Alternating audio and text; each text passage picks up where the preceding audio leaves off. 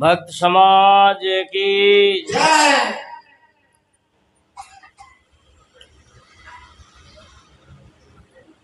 आदरणीय संत समाज, धर्म प्रेम बंधुओं, नन्हे मुंहे बच्चों, आज विजय कथा का तीसरा दिन है। संत गुरुजनों के द्वारा कल्याण संबंधी वचनों को श्रवण कर रहे हैं। मेरे लिए भी निर्देश हुआ है,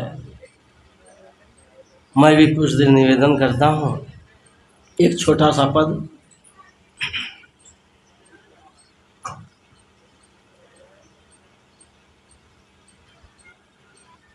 वारो तन मन धन सब पद पर खावन हार, युग अनंत जो पश्चिम रे, बिन गुरु नहीं निस्तार। वंदनीय गुरु परख को बार बार कर जोर, दया करन संशय हरण, संत रूप प्रभु तोर।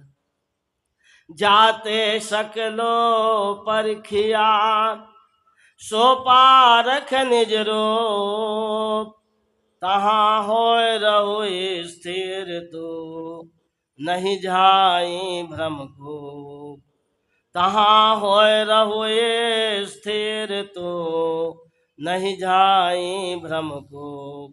बोलो श्री सद्गुरुदेव की जय।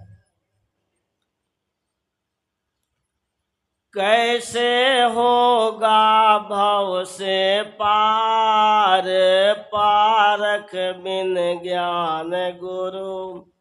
कैसे होगा भव से पार, पारख बिन ज्ञान गुरु के।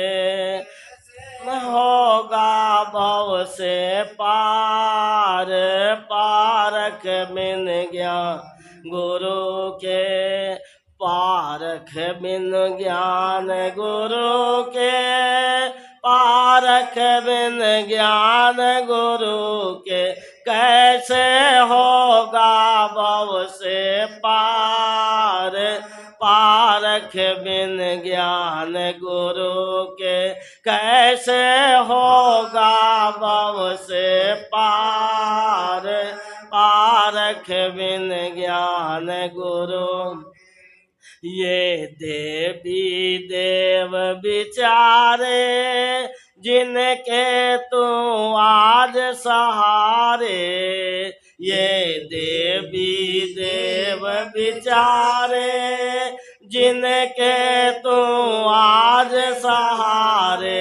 को तेरी कोई ना सुने पुकार, पारख बिन ज्ञान गुरु के। तेरी कोई ना सुने पुकार, पारख बिन ज्ञान गुरु के। कैसे होगा भव से पार, पारख बिन ज्ञान गुरु।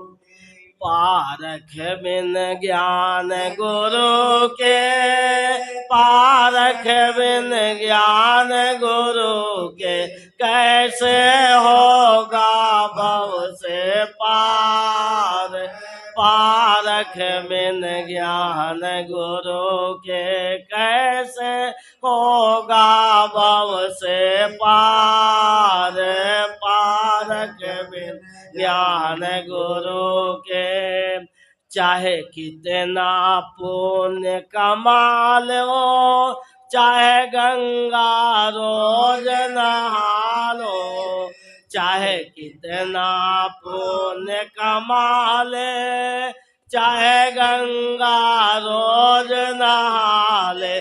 चाहे तीरथ करो हजार, पारख बिन ज्ञान गुरु के। चाहे तीरथ करो हजार पारक बिन ज्ञान गुरु के कैसे होगा भव से पार पारक बिन ज्ञान गुरु नहीं मिटे कर्म की रेखा चाहे कर लो जतन अनेका नहीं मिटे कर्म की रेखा चाहे कर लो जतन अनेका गए ऋषि मुनि सब हार पारख बिन ज्ञान गुरु के गए ऋषि मुनि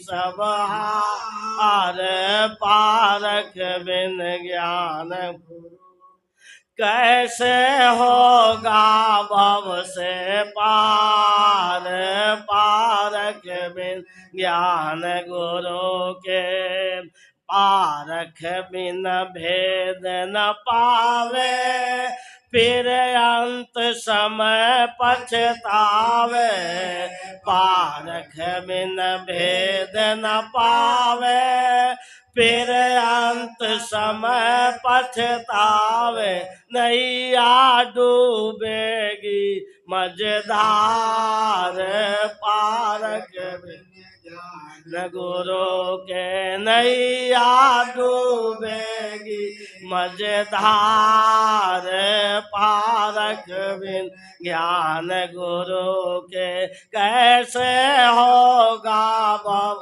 से पार पारख बिन ज्ञान गुरु तुम राम शरण भ्रम छोड़ो सद्गुरु से नाता ओ तुम राम शरण भ्रम छोड़ो सद्गुरु से नाता जोड़ो बाकी सब झंझट बेकार पारक ज्ञान गुरु के कैसे सब झंझट बेकार पारक बिन ज्ञान गुरु के कैसे होगा भव से पार पारख बिन ज्ञान गुरु के पारख बिन ज्ञान गुरु के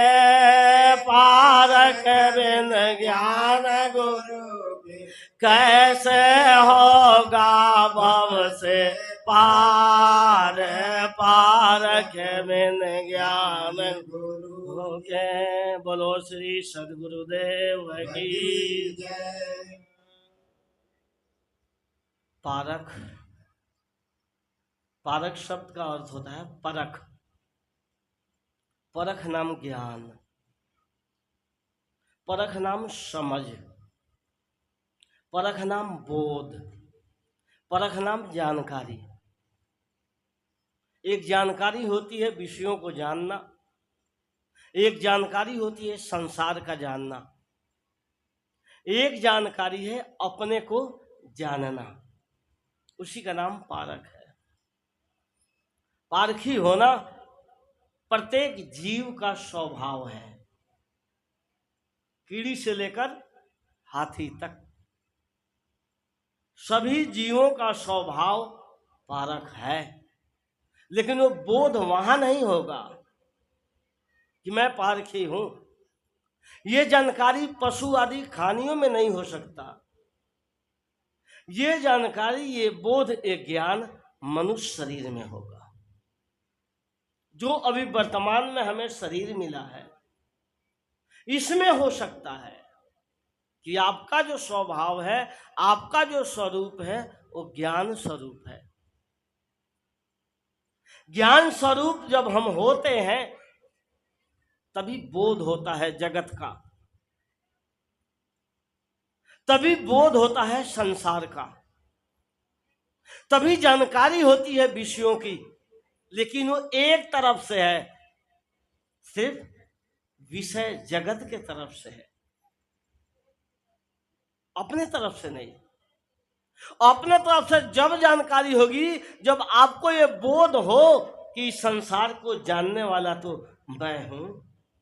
अभी तो संसार को जान रहे हैं, अभी तो विषयों को जान रहे हैं, शब्द स्पर्श रस रूप रस गंध आदि विषयों को हम जान रहे हैं, लेकिन ये बोध नहीं हो रहा कि इसको जानता कौन है, इनकी जानकारी किसको होती है, इसका ज्ञान किसको होता है।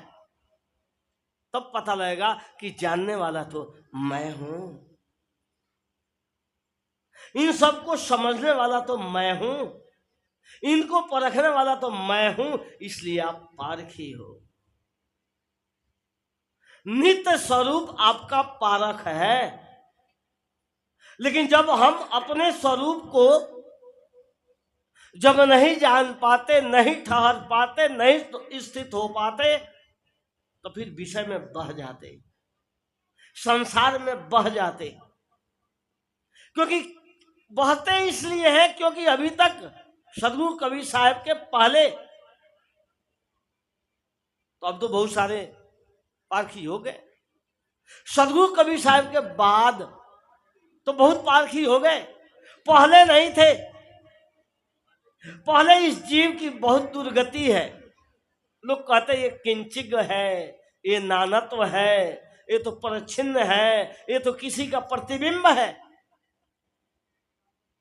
कहने वाला वो जीव ही है, कहने वाला मनुष्य ही है, लेकिन ये बोध नहीं होता कि मैं अपनी ही तौहीनी कर रहा हूं, अपने ही इज्जत को, अपने ही आप को सम्मान नहीं दे रहा हूं।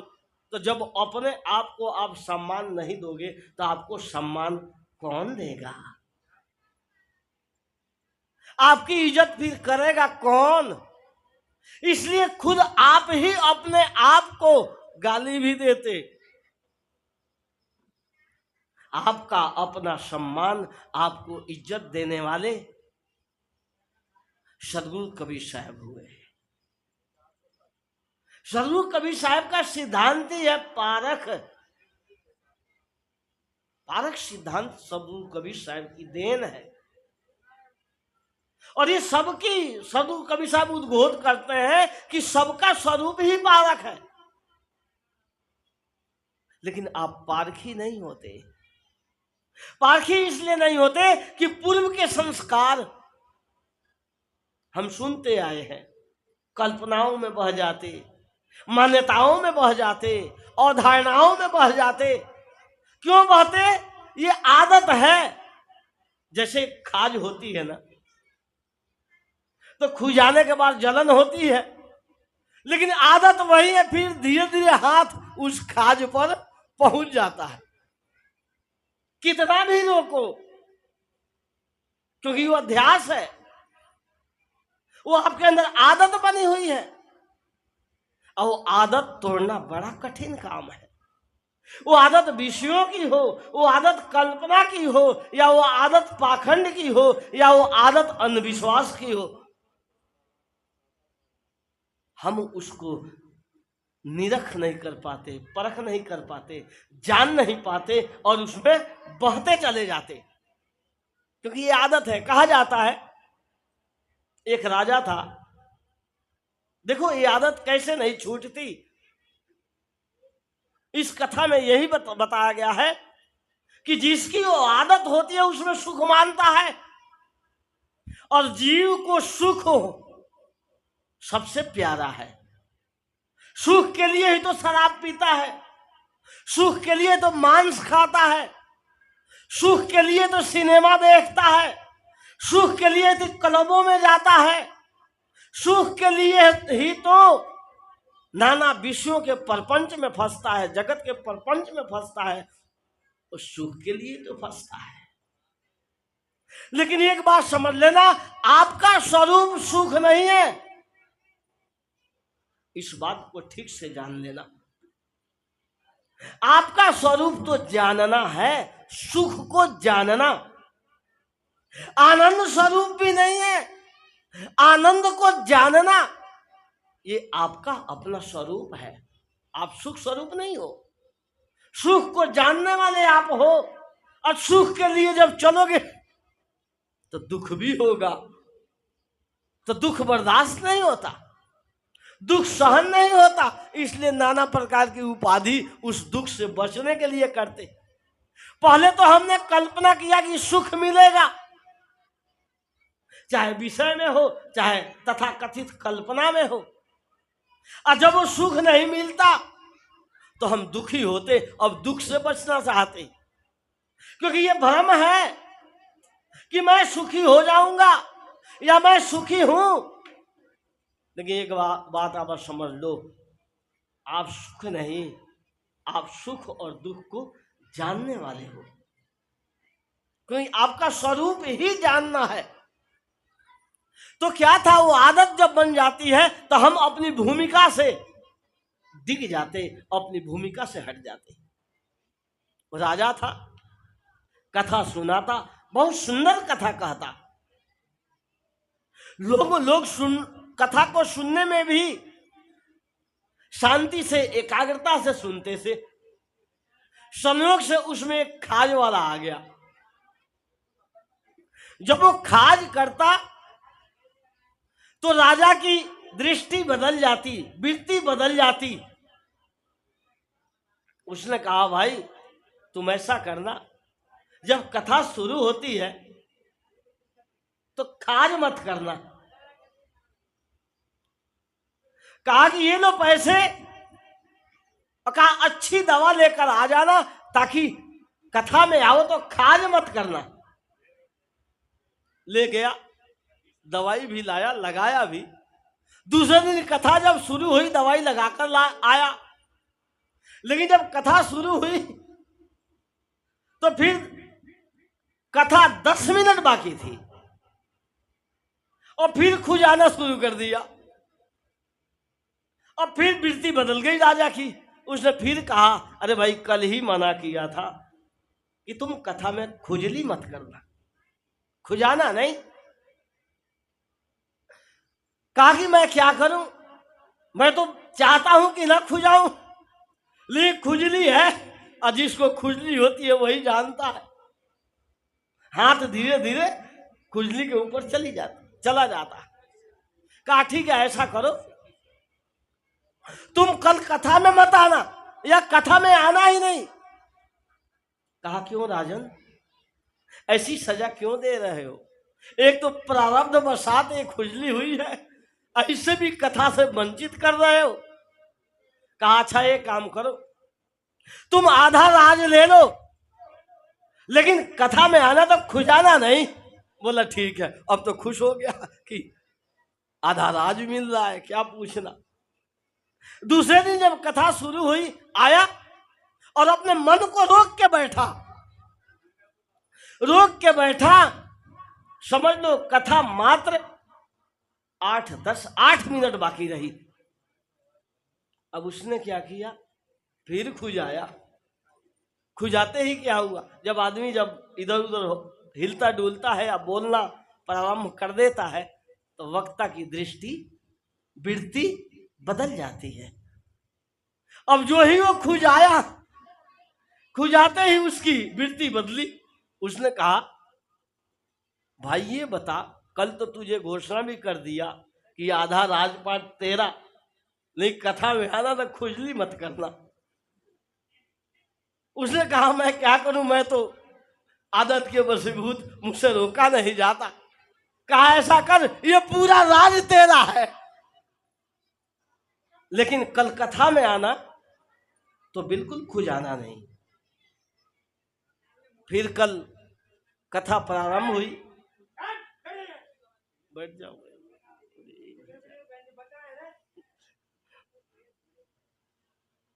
यहाँ से शोर मत करो, वहां जा करके वो कंट्रोल करो। बोलिए श्री सतगुरुदेव की जय। कथा प्रारंभ हुई। अब तो राजपाट मिल गया था। राजा राजगद्दी से नीचे उतर गया, बैठ गया नीचे, और जो खुजली वाला था ना उसको राजगद्दी पर बैठा दिया। जब राजगद्दी पर बैठा दिया, कथा प्रारंभ हुई। कथा सरकते सरकते मात्र 5 मिनट बची थी। अब वो खड़ा हो गया, कौन? खुजली वाला। खड़ा होकर कहा, राजन मेरी बात सुन। राजा ने सोचा अब क्या चाहिए, राजपाट तो इसको दे दी, अब इसको क्या चाहिए? कहा बोलो क्या बात है? और लगा, कहा कि जो मजा मेरी खाज में है वो मजा तेरी राज में नहीं। और खड़ा होकर खुजाने लगा। बंधुओं, कितना भी समझाया जाए, कितना भी बताया जाए कि पाखंड से दूर रहो, अंधविश्वास से दूर रहो, विषय वासना से दूर रहो, जागृत हो, सजग हो, सावधान हो, नहीं फिर भी वही आदत है। वो आदत इतना सरल थोड़ी है, क्योंकि जन्म जन्मांतर की है। और जन्म जन्मांतर की आदत छूटना अगर संकल्प कर लोगे तो छूट जाती है। अरे परिवार छूट जाता है, पत्नी प्रिय है पत्नी छूट जाती है, और मित्र भी प्रिय है वो भी छूट जाते हैं। तो ये बुरी आदत कौन बड़ी बात है? आप संकल्प करोगे तो ये भी छूट जाएगी।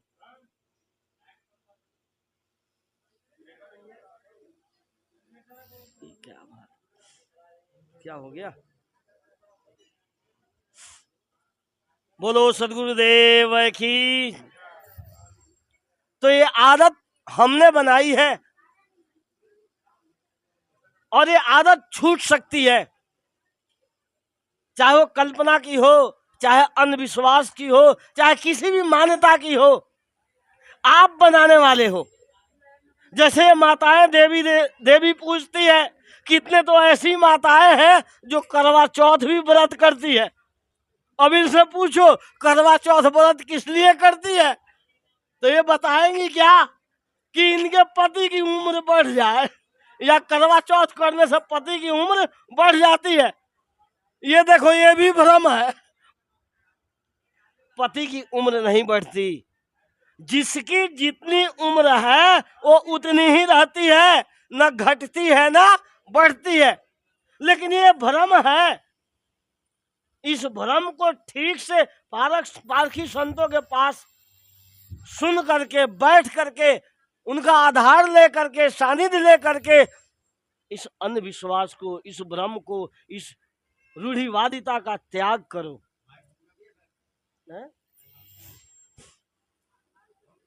ऑन है ये, बंद नहीं है।